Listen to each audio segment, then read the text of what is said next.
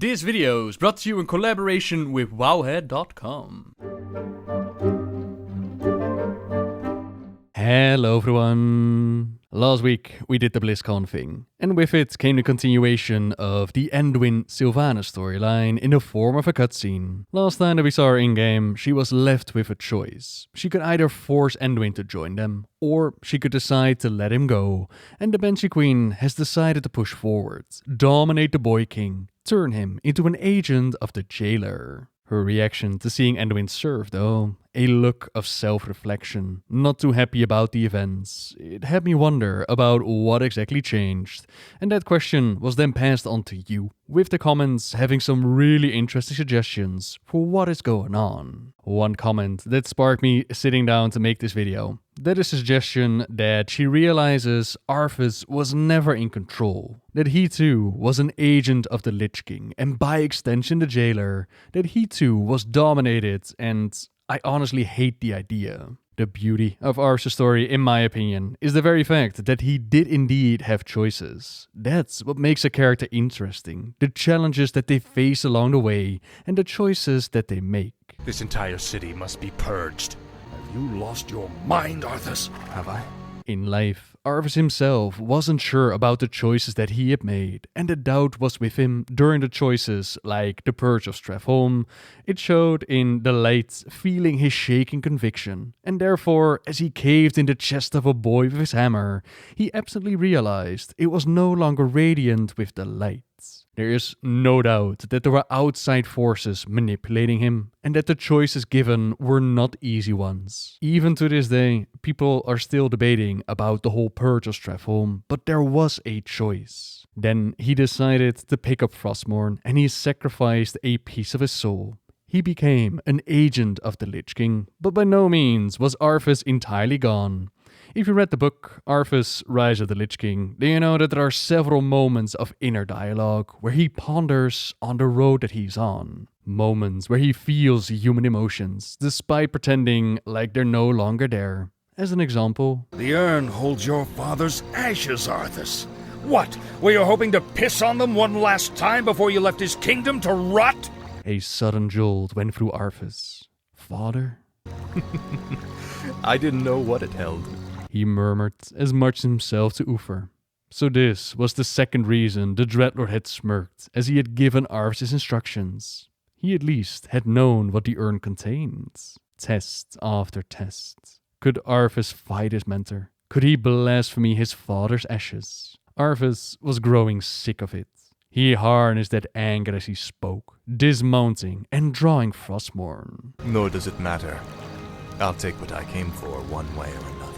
There was still Arthas in there, being tested, and there are more examples. It's a great book. Would highly recommend to pick it up. Wouldn't have been easy to turn away from that voice that's coming out of Frostmourne. No, certainly not. But by no means was there a mind-controlled slave like Anduin was. You could make the argument that when he placed the helmet on his head, that is the point where Arthas was lost and truly under the control of the Jailer. Still debatable how much control he had left to still defy the Jailer. Not to mention that he merged far after what he had done to Sylvanas. I deserve a clean death.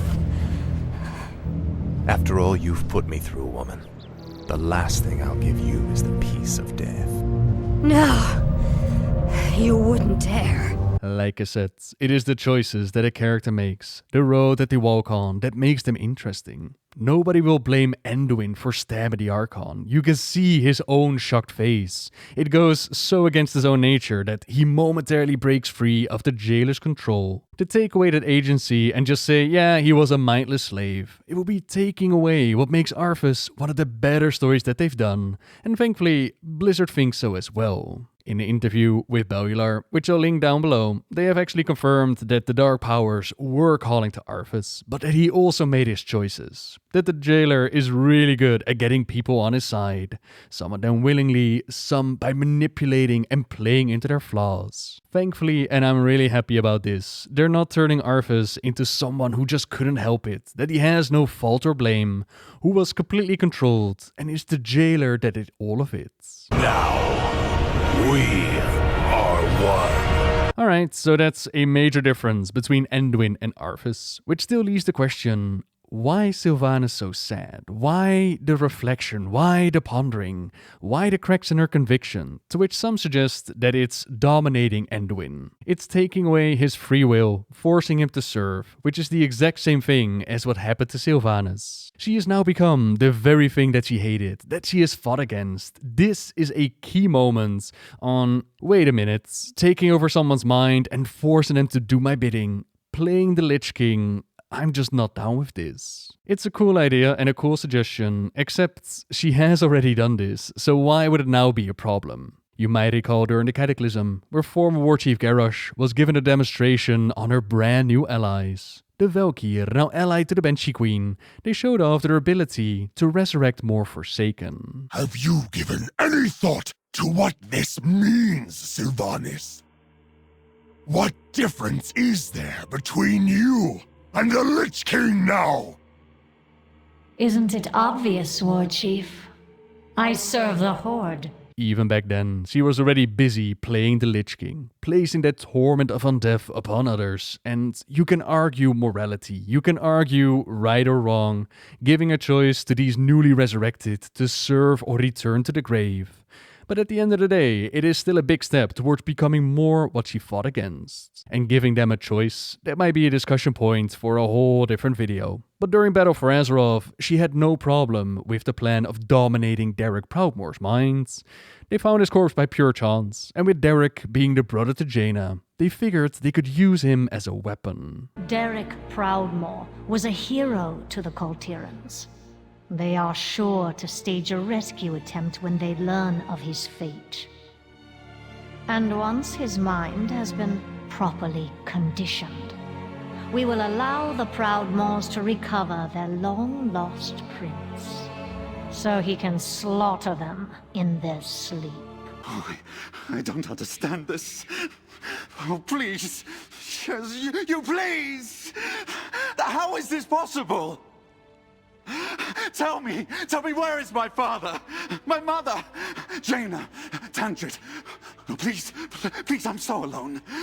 Don't leave me alone. She would have sent him off, all brainwashed to deal damage from within. Was it not for Bane releasing him beforehand? So the whole act of dominating someone's mind, taking away their freedom, it's not a problem for the Banshee Queen. Perhaps you could argue that she feels closer to Anduin than she felt to Derek, so it hits closer to home, but safe to say, the act of dominating was not a problem. Then I've heard the suggestion that she's just now figuring out who she's working with, that she had no idea that there was a connection between Arthas, the Lich King and the Jailer. And while this is not impossible, I do hope that they don't make Sylvanas that dumb. One of the first things that people have noticed when the model of the Jailer came out, besides being bald and handsome, there were the runes on his body being very similar to those on Frostmourne. Sylvanas is intimately familiar with Frostmourne, so to not even have an idea that there might be a connection there would make her really dumb, in my opinion of course. So I have been thinking about what could have changed for Sylvanas to go from somebody that's perfectly fine with burning down Teldrassil to now show signs of doubt when it comes to dominating Anduin, and I think the simple answer is time. But through the Jailer, control of our fate will at last be possible. Look around you! At what and who you've joined.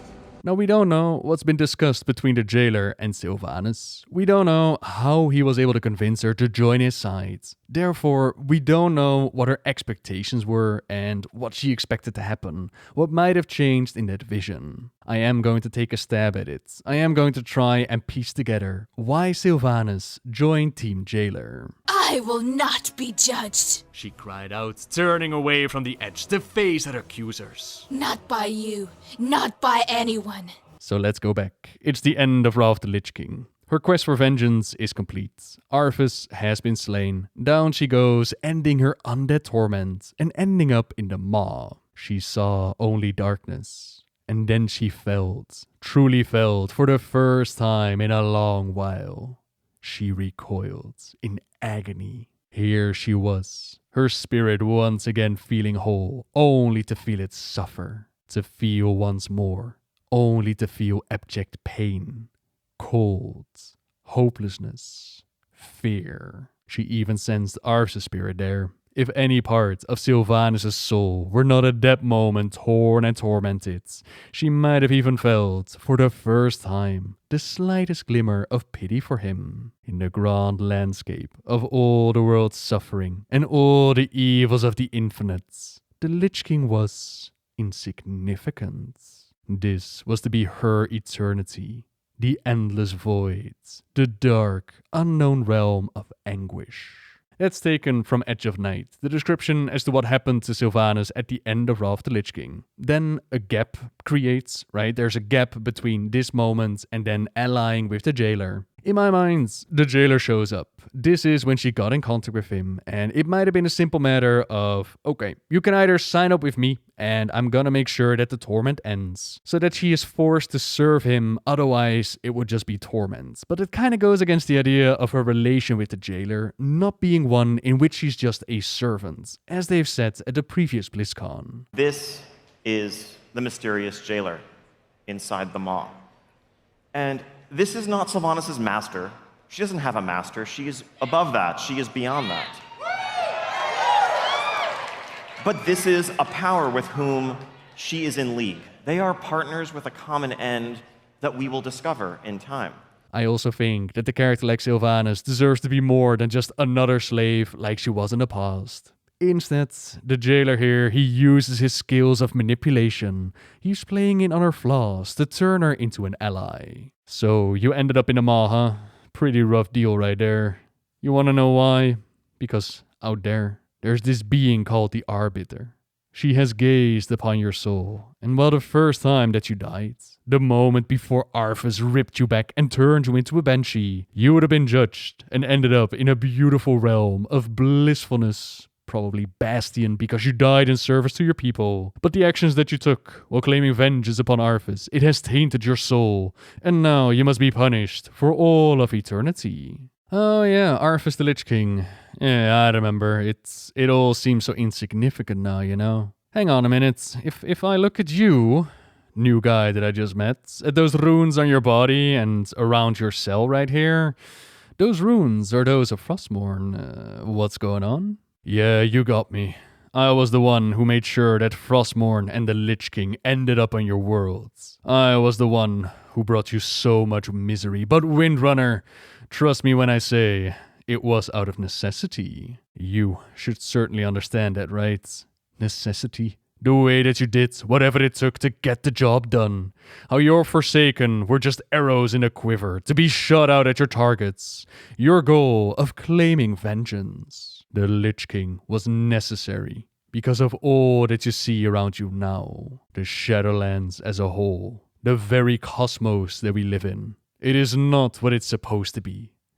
Just think, who is this Arbiter and this Pantheon of Death to judge a soul upon their deeds in life? Beyond the veil lies the Shadowlands, where every soul has its place. Doesn't it seem strange to you that each soul has a place within the Shadowlands?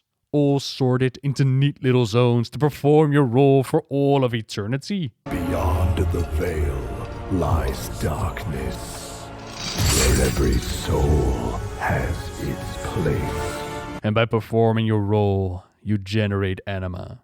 Anima, which is used to sustain the zones, and by extension, sustain my prison. This is all by their design, neatly ordered out, taking away freedom you never even knew you had. After a life of pain and torture, you are robbed of a peaceful afterlife with the ones that you loved in life. Once, they might have sent you off into Bastion, but your brother Liraf, your sisters, Nephanos, all that you cared about, separated. And for what? A prison that's designed to contain me for what they, the Pantheon of Death, calls a betrayal. But I tell you, Windrunner, all I tried to do was give us all freedom. That we serve a lie.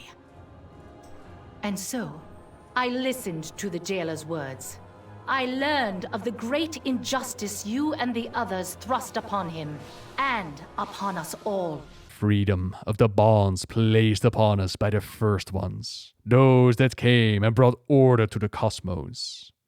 Order. What a joke. It's all designed by their hands. We have no freedom, not unless we shatter it all, shatter all their false designs, and let death wash it all away. Are you with me, Windrunner? This world is a prison. Somewhere in that direction, so playing upon the things that Sylvanas really cares about freedom, about her sisters, the loved ones, doing whatever it takes to get the job done. What does it matter after all? What happens to you in life? What bonds you build when all that awaits you is this eternal afterlife? So you favor life, is that it? That momentary flicker. Versus forever. So Sylvanas, with the aid of the Valkyr, she returned out of the Maw back to Azeroth, and their plans played out. First, she laid low, then the jailer hooked her up with the role of War Chief, the machine of death got broken, and she then moved her pawns to send morsels his way, until it was time to shatter the helmets, rip the veil between this world and the next, and get the jailer out. As do I, Dark Lady. But when the time comes, there can be no hesitation. There won't be. Safe journey, Nathanos. Safe journey, my love. Though I cared nothing for the living, I did pity the Forsaken, for the great injustice that made them what they are. I understand the cruelty of fate better than anyone. But despite all I taught them, they stubbornly clung to hope, to life. They will learn the truth, along with all the rest.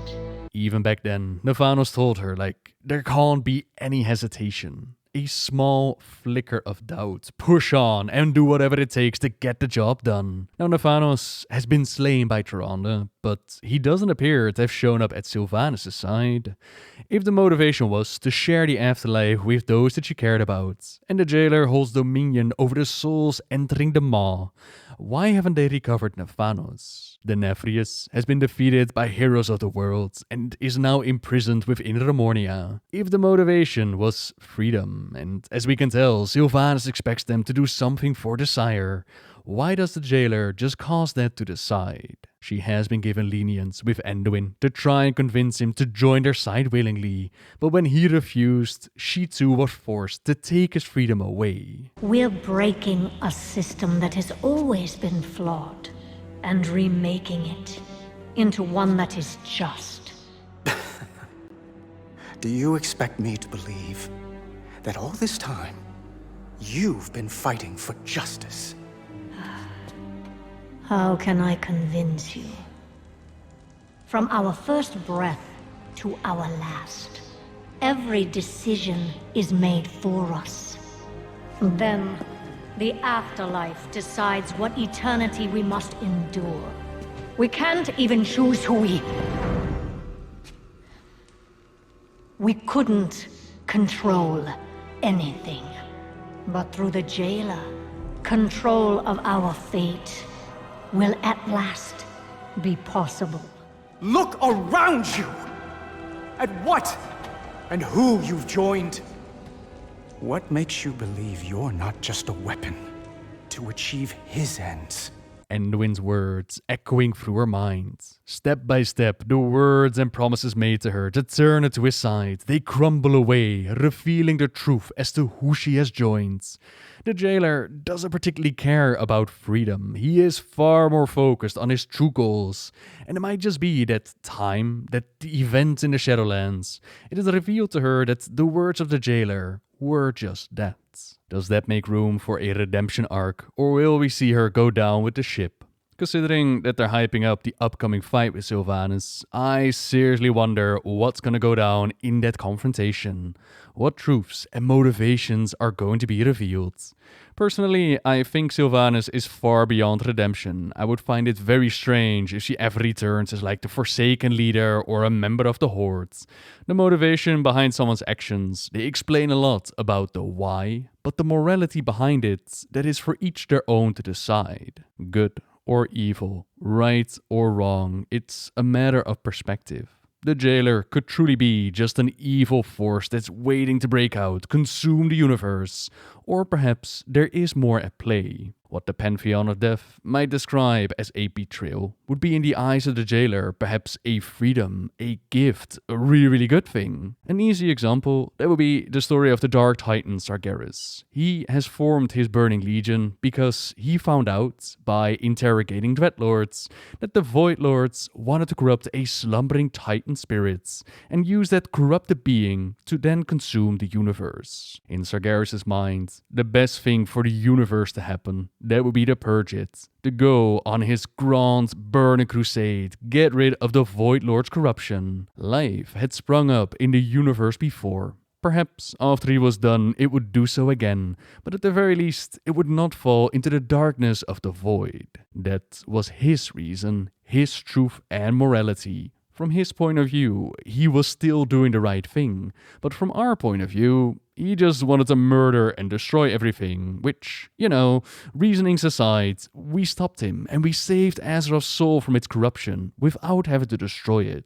It's possible that a similar thing is happening with the jailer, Sylvanas' plan, and we'll find out what the reasoning is going to be. And the thing to keep in mind is that, these forces, whether it be light or order from the Titans or shadow, characters in our world tend to ascribe good and evil motivations to those things. But really, those powers don't care about morality. They just are driven to do what their nature is. And so the nature of the Titans is to impose order on things.